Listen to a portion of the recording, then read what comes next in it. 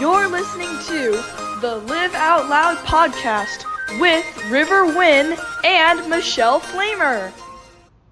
Good morning, River. Good morning. Although it's not morning yet. Good Literally morning. 12. Good morning. Oh, it's 12. Yeah. Okay. Good afternoon to you. Be lunchtime. Oh my God, it is pretty much lunchtime. So today, this was prompted, this topic today was prompted because I was like, whoa, Saturn returns are interesting. And you're like, oh my God, keep reading because I was sending you like a whole I was chatting with somebody that I am starting to date, and it's like we were talking about the fact that we were both in 18-year marriages, and so the piece came up around like 18 years must be symbolic, like, the fact that, and then they were listing like a ton of other like 18, 1, 8, 9, whatever. Mm-hmm. And so then I looked it up, of course, using my best friend Chatty, Mm-hmm. um, in the digital space, not in the real space, because you my bestie. But Yeah. I am chatty though. yeah, we are all chat. We all love Chatty. Anyways, it was really, really fascinating. And some of like the number 18, just in numerology, before we kind of go into the Saturn return stuff, was Mm-hmm. like the number 18 is very significant because in Hebrew, like in Jewish mysticism, of course, I'm Jewish. I found Yeah. this interesting through the Kabbalah, like that the Hebrew word chai, which I used to wear, like I used to wear a Mm. chai on like for years, Really? has the numerical value of 18. It's considered auspicious and connected to blessings, vitality, and positive energy. I mean, I knew that, but I didn't know the numerology piece to Oh, it. interesting. I know. And then it said, and spiritual cycles and growth, can all be broken down in all these different kinds of ways. But 18 can be viewed as representing the culmination of experience before a reset. Mm-hmm. So I just thought all that was really fascinating. But the best part was when you were like, go learn about your Saturn, your Saturn returns. And I was like, okay, let me go look. And then I was really fascinated by the whole thing. I was fascinated by it when I learned about it because I didn't know what it was previous to learning about it, Yeah. which was probably about a year or two ago, honestly, that I really learned about it, thanks to a couple of astrology podcasters I follow.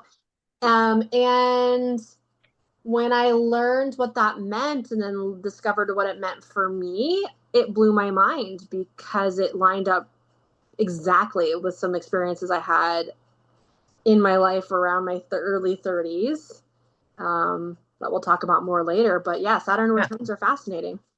Yeah, I was really, really, it was really, really cool. So yeah, the Saturn's influence brings lessons and restructuring roughly, what did you say? How many years? Okay, so a Saturn return is when the planet Saturn completes its orbit around the sun and returns to the exact position it occupied at the moment that you were born, which is it roughly happens every 30 years. It's crazy. So most people experience it like in their late, like it's like 28 to like 30 years. So people experience it around like late 20s, early 30s, depending on the astrology and the way it lines up for the unique chart. And then again, like in their mid to late 50s. And then if they lived to be in their 80s, they would have a third Saturn return in their late 80s. Yeah, there's traditional like big gap milestones are Mm-hmm. like 0 to 18 formation, 18 to 36 building, 36 to 54 expansion and mastery, which is funny because today at the dog park, I said to somebody who's turning 30, she said she was 35, and I said, Mm-hmm.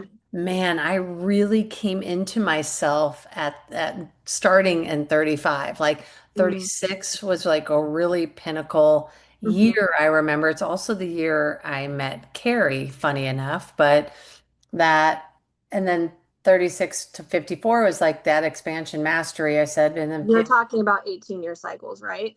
yeah, we're just talking about these like But quick, that, like, yeah, that's, I just want to clarify that that's yeah, not yeah, what. yeah. We're not talking about the Saturn. Yeah, exactly. We're just talking about these big gap milestones in the 18-year cycles. And then that 54 to 72 is like legacy, mentorship, deeper self-expression. And so it's cool to like I'm in that space where you're in expansion and mastery right now. Well, and let's see, where are you at in your 50s? I'm 56, so I've just Yeah, entered so that legacy. you're about to start your second Saturn return. That's right. I'm starting my second Saturn return. So it's pretty interesting. And what that means in astrology, so Saturn is a planet that represents, like, it's an archetype of discipline, structure, responsibility, and lessons. So Saturn is a planet that comes in and shakes shit up, Yeah. essentially. And so Yeah. that's why they call it the Saturn return, because it's a time period in your life where you might go through some really big shakeup in your life. And I kind of equate it to like the tarot card. We were talking about how this equates, but I think of it as like the tarot card, the tower, where when you get the tower, it's like some That's really such a shitty good stuff might example. happen. Like it's going to turn everything upside down. Um, it's gonna feel really awful sometimes potentially, but and not, maybe not for everyone. It kind of depends on your unique chart of what's being shaken up, but it's really not a happening to you, it's a happening for you. And Yep. I really found that to be true when I learned about the Saturn return and then looked backward in my life to the time period where my Saturn return was happening, and I was like, oh yeah, everything that happened really happened for me. Yeah, um, yeah. I mean, it's like all about reflection and integration, mhm. releasing and restructuring, Yeah, stepping into purpose, and then like spiritual and emotional depth. yeah, it's the way I think of it is like a Saturn return is a period of growth, challenges, and transition. And it's pushing you to like really deeply align with your authentic path. Yeah, so the cool thing is like for me right now, because of I'm coming into the second one, it's like I'm right on the edge because it's 2025 to 2027, which will bring the opportunities to refine my path. It's Mm-hmm. it's like a really amazing time to think about what the legacy I want to create professionally, personally, even spiritually, with my interest in connection, empathy, and holistic success. And this phase could just be a natural launch pad for sharing my story and that impact, which is interesting because I always talk about that idea that I had, which is creating the retreat space and like having a property. That is like what I want my legacy to be, which is I didn't know that's kind of how I mean, I kind of viewed it that way, but now seeing it like that, no wonder this is like that purpose, that sole purpose is happening. Did you look at what your Saturn sign is on your chart and what house it falls in? No, but I can look real quick while you're So telling I'm us. asking that is because that right there is what defines what your Saturn return looks like for you. Hmm. So there's an app that I like, and I'm just telling the audience, obviously, you guys like download the pattern, and there's a lot of good stuff you can learn. It's like spirituality 101, basically, and you can tap into it kind of every day, whenever you feel like it, but it tells you your chart, it shows you your chart, and it shows you your signs, and it Yeah. also talks about your aspects. So for Yes. me, the I don't even know what am I looking like? I don't know where Saturn is going to sit. So when you look at your chart, so Oh, I use a I see website the, called astrocharts.com, and it tells me what my signs are in and then what house they're in. So my Saturn is in 28 degrees Capricorn, and it sits on my second house. Yes, my second okay, house. so I'm going to show you mine. I think what's the horns? Is that Taurus? Yes. Yeah, so it's 19 degrees Taurus. And what, I can't really see the screen. So what number house is that for you. Um, The number at the top of the wheel should tell you. it doesn't though. Oh, I see where it says. Okay. So that is in my seventh house. Okay, so your Saturn's in Taurus in your seventh house. Yeah. Okay. And now I can ask chat what that means, right? Yes. Okay, cool. I gotta write that down. And then I'll look it up. I love it. Knowing those details about your own chart can really tell you what your personal Saturn return is going to look like, and then also how to like really alchemize it and make it work for you. So my Saturn return, my first Saturn return happened in it started kind of in 2019, continued on into 2020, and then the shadow of it kind of continued into 2021, end of 2021. Mm. Fascinating when I learned that, because at the beginning of 2020, which was COVID starting, um, Yeah. so much unfolded for me in a really big way that has shifted the entire trajectory of the rest of my life. Mm-hmm. My ex-husband and I were in the process, of buying, negotiating buying property and a house from in-laws, from family, from his family, that we already lived on the property, with the in-laws that we were buying it from. And a huge storm hit this house, like hit the property. The river flooded. And we had been going through some issues with them around the contract and been going back and forth for a while. And we had kind of come to the conclusion that we were really not wanting to buy this place after all, because it was going to be a money suck. The terms of the contract changed dramatically from what we were told we were going to expect when we first moved in. It was just really a shit show. So the storm hits, the river's flooding, and our house, the roof, caves in two different rooms of the home. Wow. Because the roof hadn't been maintained properly, and it should have been replaced 20 years prior. And this is one of the issues we were running into. And so storm hits, I wake up super early in the morning, my spouse is out of town for work, and there is water all throughout our house, and a section of the ceiling collapsed over the top of my child's crib. And I woke up to my child crying, and the crib full of water and the room full of water, and the house was destroyed. The house was just uninhabitable at that point. Wow. And we immediately moved out, told them we would not be buying the place. We moved into a very small camper. Yeah. That was parked on my ex-spouse's boss's workplace. Like they're in construction. It was parked at their workshop, without any shade. The air conditioning was broken, and COVID was full underway. So all of a sudden, I had a kid who was sent home from school, and a grade schooler who was having to homeschool. School was about to end. We had a toddler, and we had a 1-year-old baby. Well, he was 2 years old at that point in time. And we had 2 dogs and 2 cats, and we were living in a camper with no air conditioning at the beginning of the summer. Wow. In the middle of COVID. And in the midst of all of that, my photography business got hit hard by COVID. So I essentially wasn't working. I was taking care of all the children, the animals, and doing all the house hunting because we were trying to buy a house. Yeah. It took us 3 months to find a house and buy a house.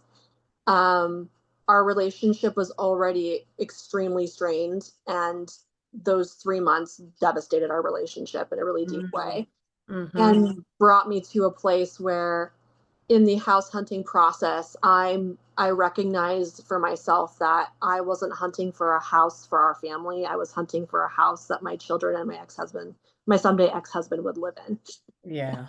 because it wasn't going to be my home and I knew that. So then we find a house, we buy a house, we move into this house, and that's at the end of 2020. 2021, we spend the next year moving into this house, integrating into this house. And at the end of 2021, I started the divorce process. Jeez, this is so fascinating. I mean, just to understand what Saturn return is a little bit more and then have your timeline laid out. It's Yeah. nuts. So then when I went and I looked at my astrology for my Saturn return, it was that exact time period. And my Saturn return was focused in my second house and with the theme of Capricorn. And what that rules is money, income, and resources, self worth and values, security, and stability. And so, as Saturn in Capricorn, it was like I was being pushed to rethink my relationship with money, work, and stability. Hmm. And face my fears of scarcity and instability and get serious about my values. And at the end of that period, I came out going into divorce. What's, God, that's so fascinating. That is so interesting because what was kind of happening for me at that time, and what's interesting is what Saturn in the seventh house represents for me is all about partnerships.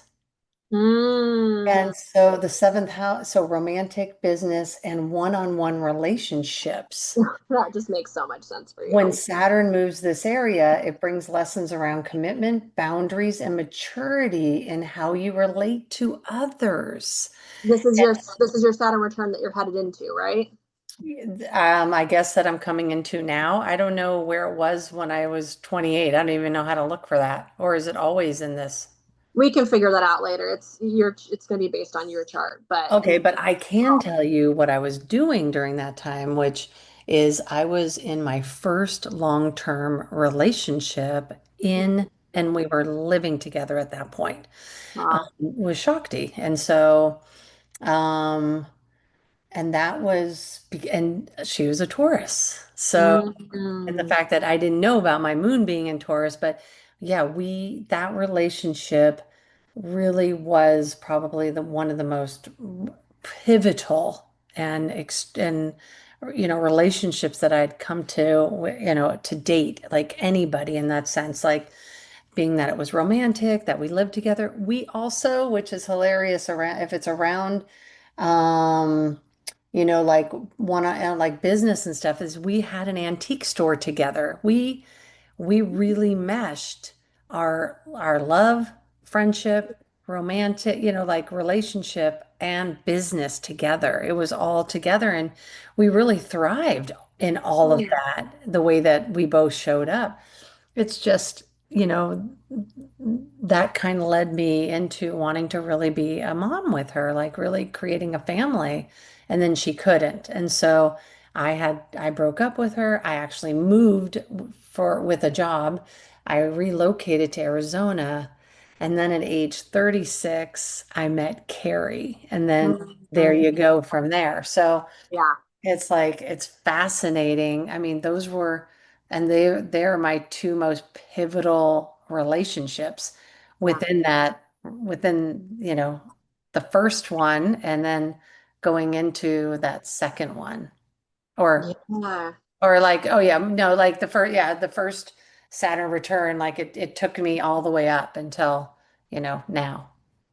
So, from what I understand from reading your Saturn return, to find your Saturn return on your chart, you look up, where is it? Okay. It is your natal Saturn is the position of Saturn in the zodiac at the moment you were born. So, it's the sign of your Saturn, the Saturn sign. It's the degree of that sign, and it is the house that it's in. Mm-hmm.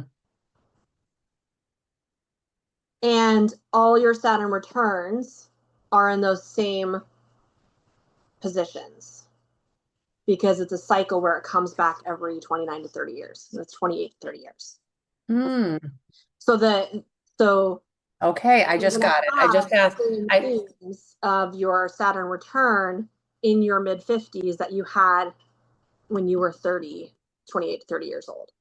Yeah, so the Saturn was in Aries. Okay, so your Saturn's in Aries, the degree of the So like sign. my first, I don't know the degree yet, but I can dig a little bit Yeah, more. I just you thought it can was, do all that. But yeah, that's yeah, I just just, if someone's listening and they want to look it up, yeah, you would look up what is your Saturn sign, yeah, what degree is it, and what house is it in. yep. So fascinating. Yeah. Yeah, and so, as you and I are talking about what was going on during our Saturn returns, kind of my thought is if someone's approaching their Saturn return, either their first one or their second one, how do they alchemize that? Instead of viewing it as this shakeup moment where everything feels awful, which it might, and it doesn't mean it's like awful, like painful. It's like it's going to be an intense time in life. But instead of looking at it as something that's happening to you, how can you, knowing this information going into it, kind of alchemize it? Because if I had known this going into my Saturn return, it's possible I would have had a very different lens on what was going on for me. Well, so how would you use it like when you become closer to my age, Yeah, like in your, yeah, like yeah, how are you going to, how would you use it next?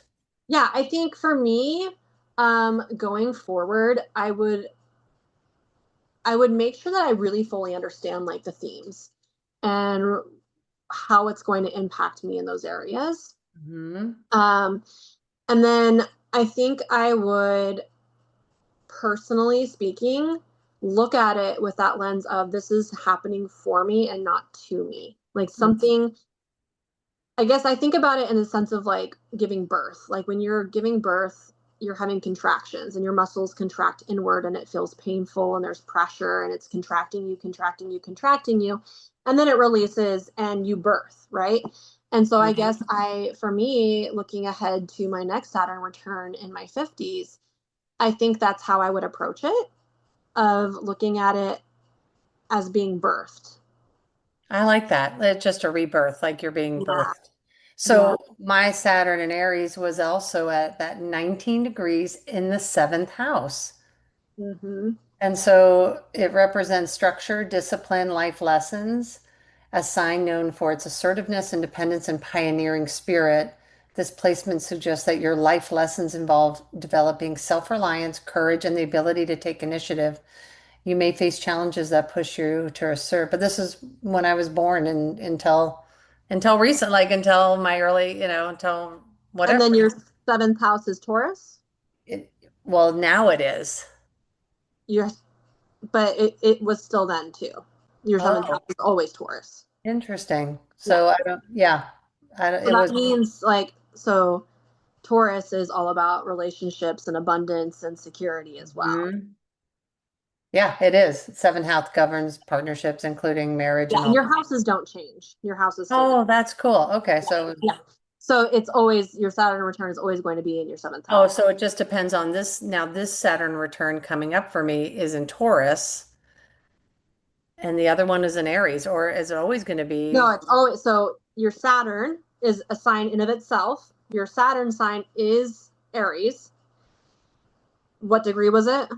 19.4? It's almost 20 degrees. So it's 20 degrees into the house of Taurus.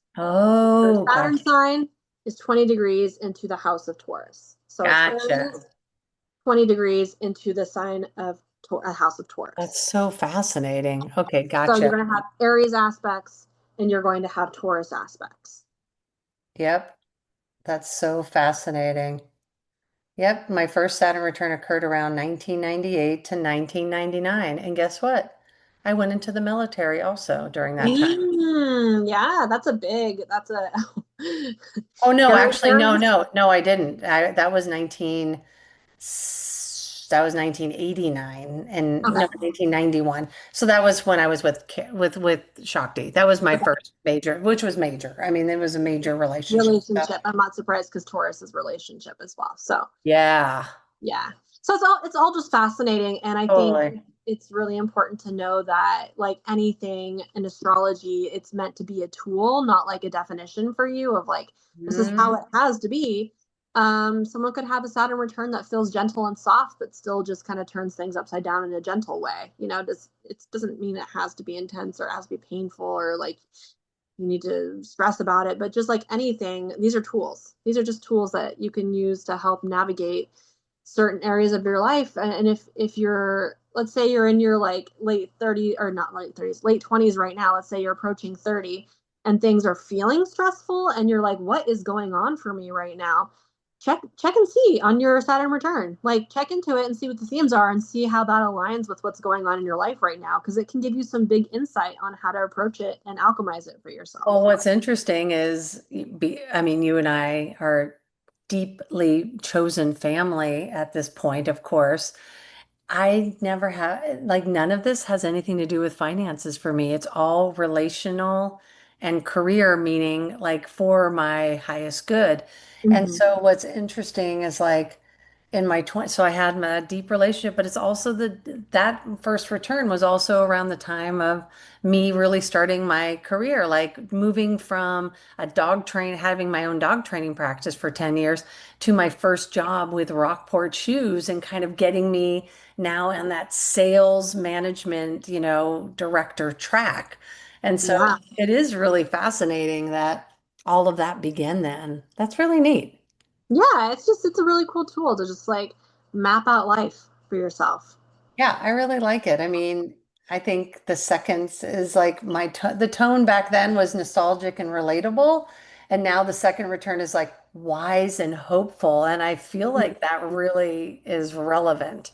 Yeah, it feels like, especially it being your, mid to late 50s, it's like it really also feels like it's moving you from one chapter to another in a big way. Yeah. And it's like if you're in your late 20s, to early 30s, like that is a big push from, our brains aren't fully developed until 25 years old. And so basically Mhm. you're kind of like an extended childhood until age 25, adolescence. So you're moving from adolescence in a way to mature adults, like brain and physically you're moving into mature adult. No, and now it makes so much sense when Oprah used to say on her show, I mean, I was much younger then, right? And so when she was in her 50s, which is when Mary Jean was in her 50s, because they're similar in age, Mary Jean, my stepmom, used to say, and Oprah used to say all the time, like, man, our 50s are juicy. Like the 50s are so juicy because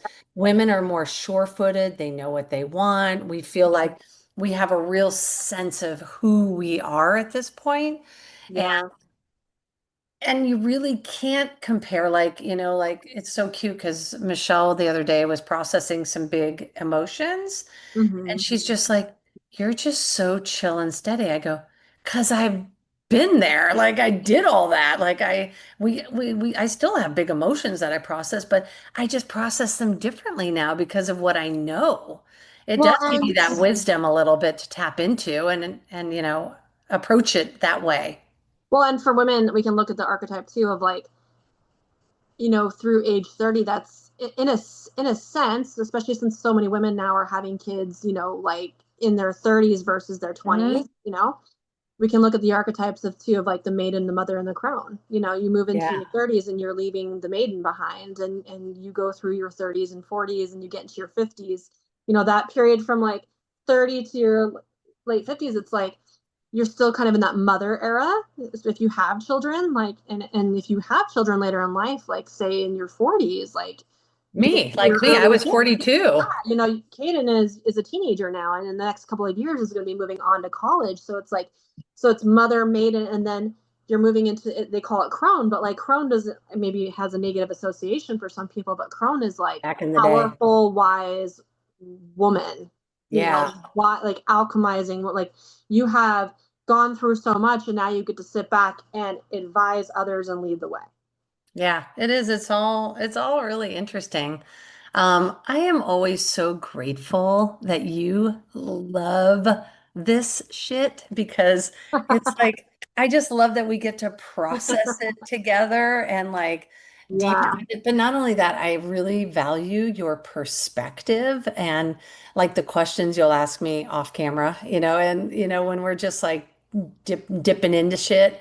It's really wonderful. It's like I just feel like friendships, and I'm just so appreciative of them right now. Like again, Mm, just really grateful for us to all be in this beautiful space. And I've noticed over the last year or two, and especially recently, how I am not looking for as much external validation. And I know you and I have talked about this. Like, you don't either. You just more like now text me to go, all right, this is what I just processed. You're not like saying, hey, what are your thoughts on this? Unless you're just really unsure about something, or like, hey, you're like asking now, like, how would you approach this?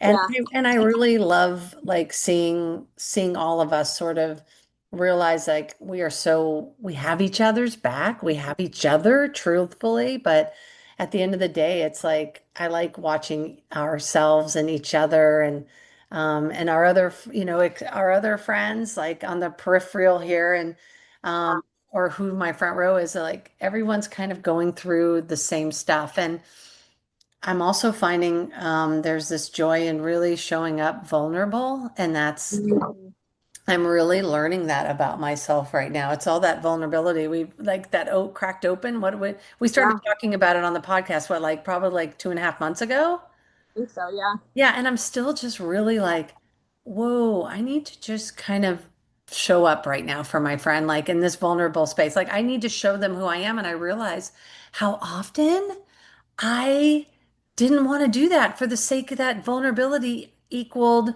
like not strong. Like it like was weak or like stop being a little bitch, Michelle, like instead of like it's okay. Like my friends like whenever I do that, Samantha's always like, my God, I love when you show up like this. She's like, thank God you're not a machine. It's like, no, I'm not a machine. But it's crazy how so often those, I don't know, not even trauma. It's just more of like, it was just self-protection over all my years. Like, I just keep that shit to myself and I'll just figure it out on my own. Yeah. But we really thrive the most when we have community. It's true. And I Mm, love you. I love you too. Thanks for this. This was fun. I hope Yeah, everyone. this is a good one. And we'll put some prompts and we'll share, some of the Saturn return information Yeah.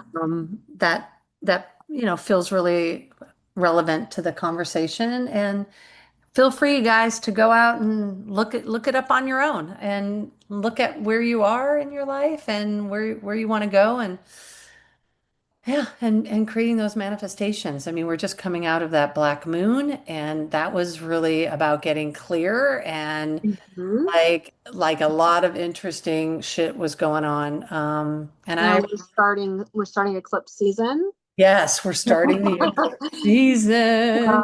This is Oh a good yeah. time for Use everyone. your tools right now. Use the tools, and if you don't have a therapist, use ChatGPT. Oh. All right, talk to you later. Bye. Bye. If you enjoyed this episode today, be sure to subscribe and share because what do we say, baby? Sharing is caring.